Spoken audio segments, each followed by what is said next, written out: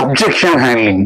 Customer ஏதோ ஒரு அப்ஜெக்ஷனை சொல்லிட்டாரு, நம்ம ப்ராடக்ட்டை பத்தி ஒரு அப்ஜெக்ஷன், அல்லது சர்வீஸை பத்தி ஒரு அப்ஜெக்ஷன், அல்லது பிரைஸை பத்தி ஒரு அப்ஜெக்ஷன், ஏதோ ஒரு அப்ஜெக்ஷன் சொல்லிட்டாரு அப்படின்னு இல்லாம அந்த ஜென் மனநிலை இருக்குல்ல, அந்த ஜென் மனநிலையில சூப்பர் சார், நீங்க மனசுக்குள்ள வச்சிருக்காம ஓப்பனா நீங்க கேட்டிருக்கீங்க, சூப்பர் சார், வெரி குட், இந்த மாதிரி சொல்லி அப்ஜெக்ஷனை வந்து ஓகே சார், குட் சார் சொல்லிட்டு அப்ஜெக்ஷனை ஹேண்டில் பண்றது பதட்டம் இல்லாமல் அழகா அவங்களுக்கு நீங்க என்ன ப்ராடக்ட் ஹேண்டில் பண்றீங்களோ, என்ன சர்வீஸ் ஹேண்டில் பண்றீங்களோ அதை அழகா ஹேண்டில் பண்ணி முடிச்சிடலாம்.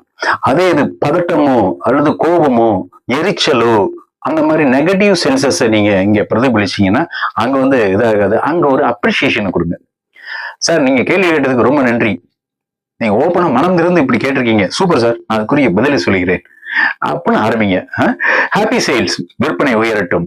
உங்களுடைய எண்ணங்களை உங்களுடைய கமெண்ட்ல சொல்லுங்க. தேங்க்யூ.